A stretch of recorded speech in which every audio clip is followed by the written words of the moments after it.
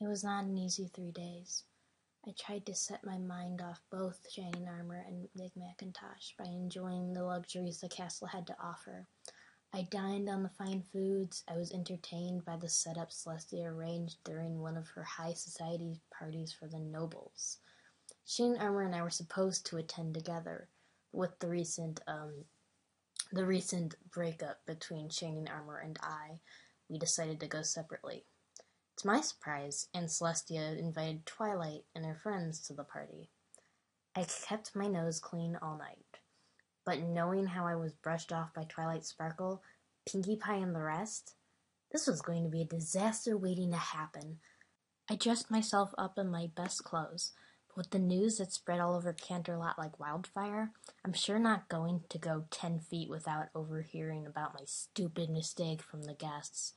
I was not even sure I should even attend the party, but Aunt Celestia coaxed me into coming, assuring that there will not be any fights or heated arguments in her presence. Well, that is good, I suppose. The party was what you would call a party in terms of rich pony. Caviar, expensive wines, shrimp, classical music playing in the background. So that night, I tried to make myself look good by not over the top, saying, "Hey, I cheated. I know you hate me, but I still look good." No, I was not going to be a sourpuss over this. I just stayed near my aunts at the party until I began to feel better. Well, that was not the case. I was still miserable, but still kept on smiling. But the guests, the ones who actually wanted to keep this fire going, can easily see through my fake smile. But they knew better. They knew not to cuss at royalty no matter how much they think I robbed them of their time and tax bits, just for me to look good in a dress.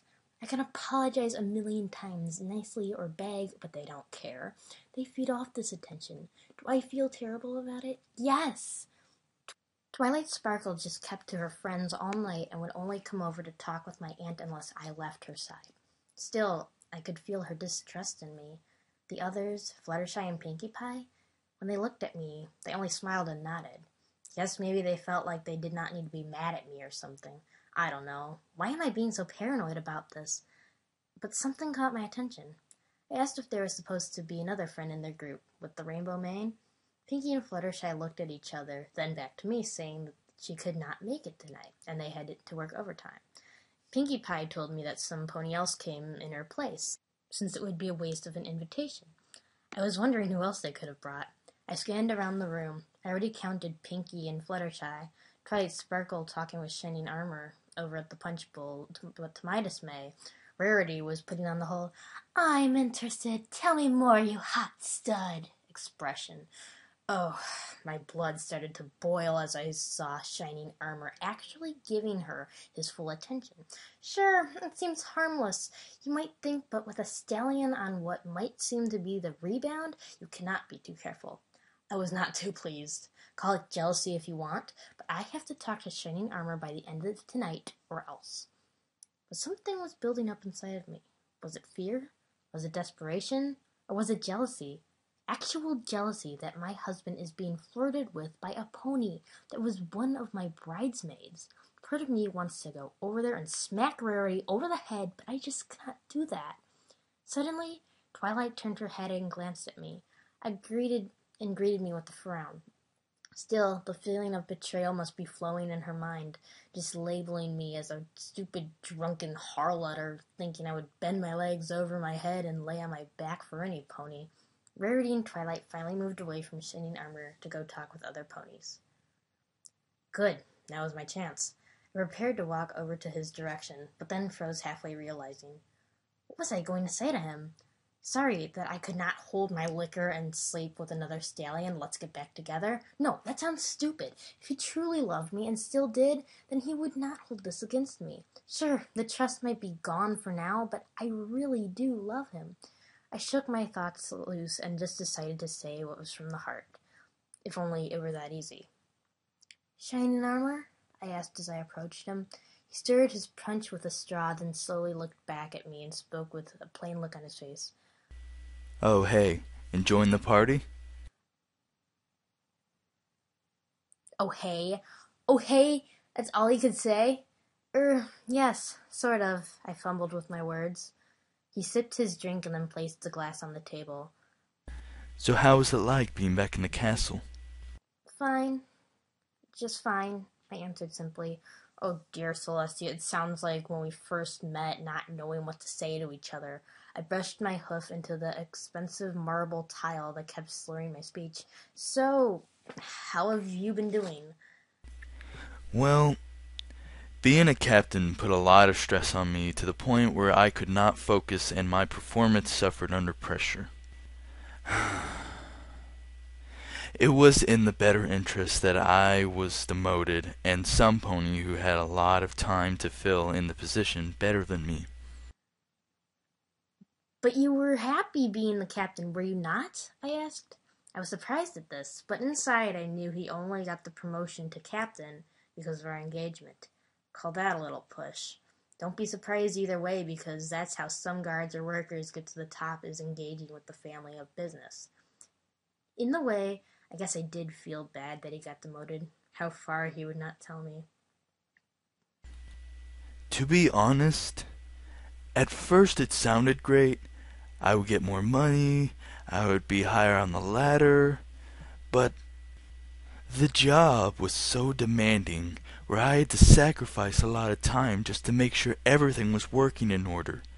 I had to teach the new recruits, give them training, do drills with them, give orientations. I also had to get to know them better, as Lieutenant Colonel Firestarter would say.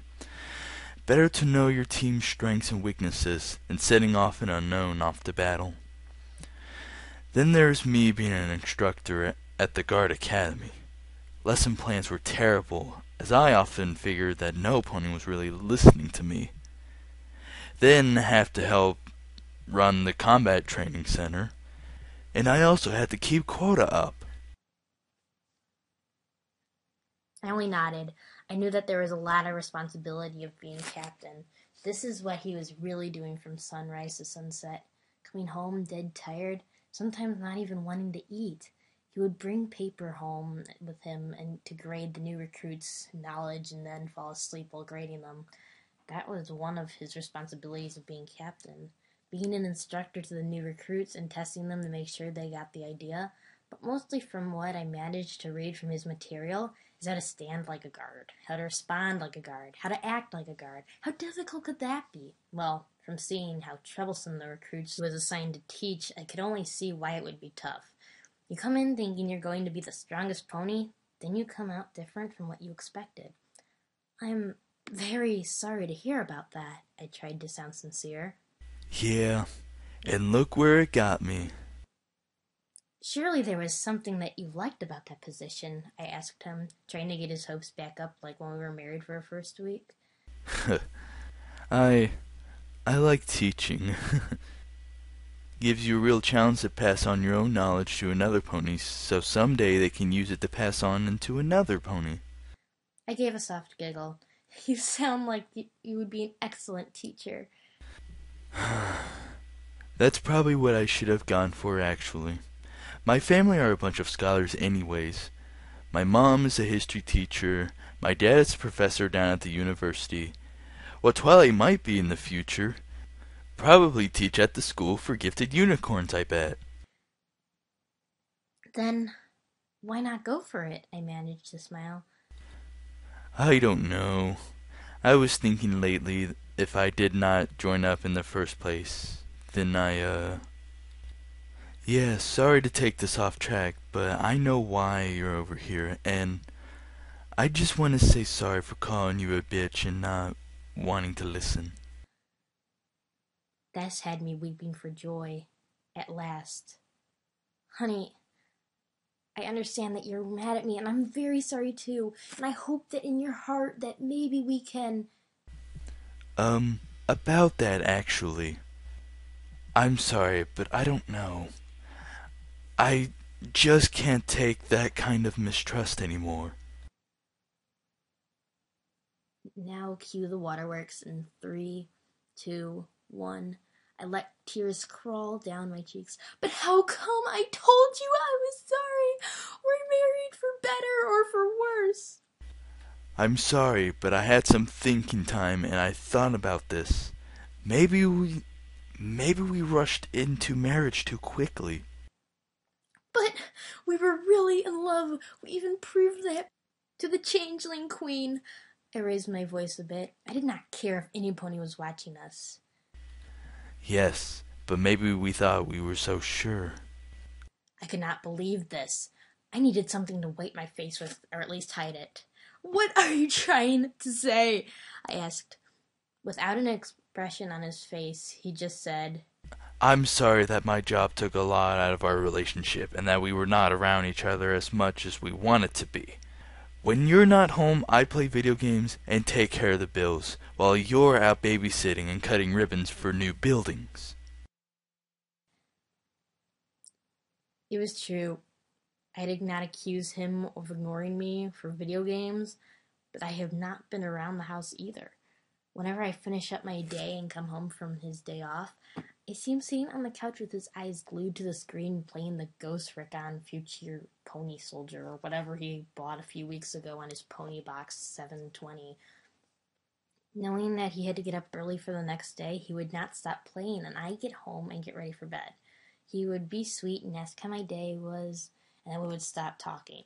Before I know it, when I was finished with my story, he would already be asleep. Cute it seems, but entirely lame. I still fell sick for many children that has me away from the house. There are ribbon cutting ceremonies where the city wants me to attend to unveil a new building just because I was a real bride. They're probably wishing now that I never did it and thinking what a hussy stopped at their store. Now I fear that the parents I do business with are never going to want me to watch their kids. We could not just take one day for ourselves and try and make it work? I stuttered in sorrow. Cadence, you know how work keeps calling me. There's nothing I can do about it. When I get a call, it is mandatory to get to the castle. So, what are you suggesting? My stomach started to hurt. Cadence, I can't leave the guard now. If we get back together, then I'm sure we are going to get back where we started, and this whole thing barely can get a glimpse of each other except for mornings and nights. But it feels like we're strangers. I'm sorry, but it may be for the better if we split up and think about this. No. No. No! Fine. I whimpered. Sorry for being such an unsure burden on your career and life. Cadence, stop crying. You're embarrassing yourself. You want a divorce, don't you? I raised my voice. I don't know. What happened to the old shining armor that would make time for me no matter what? I shouted. Now every pony was looking at us, whispering among themselves. Obviously, some of them were taking sides. Suddenly, I heard Twilight's voice from behind me. I don't know. Maybe when he did not have the ball and chain on him. I gasped.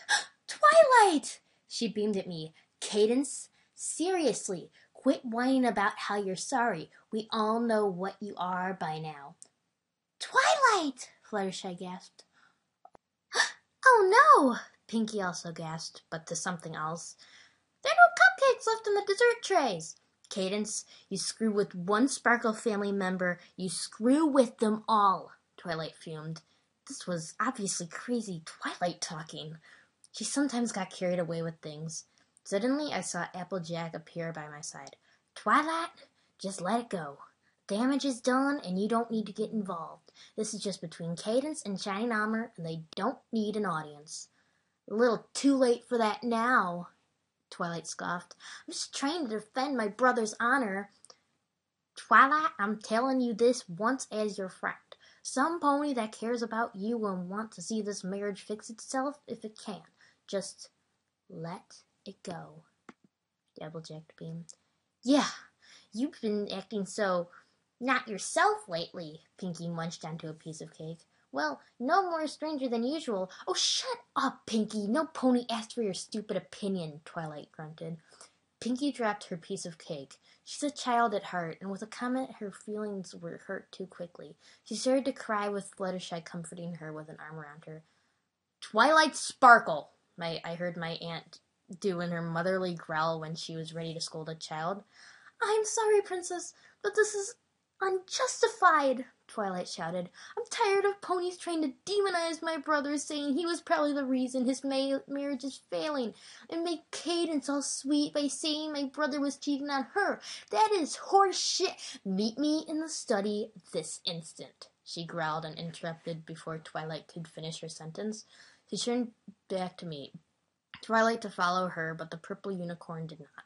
Usually, Twilight was scared and did whatever Aunt Celestia asked her to do, but not now. Twily? Twily, don't stand up for me. I'm fully capable, and yet here you are embarrassing yourself. "I'm sick of all this!"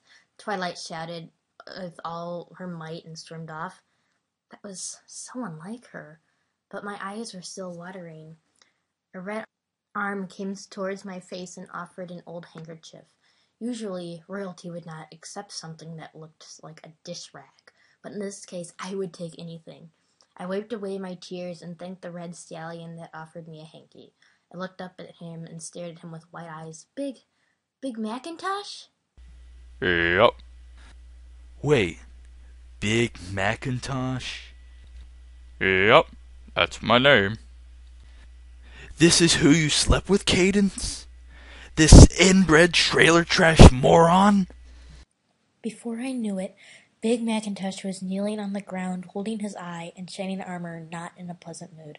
No, no, no! I did not want this. Why did you show up, Big Macintosh? You're just going to make things worse. But right before my eyes, Big Macintosh rose back up to his hoof, like the punch felt like a shot by a paperclip. He put on a determined look.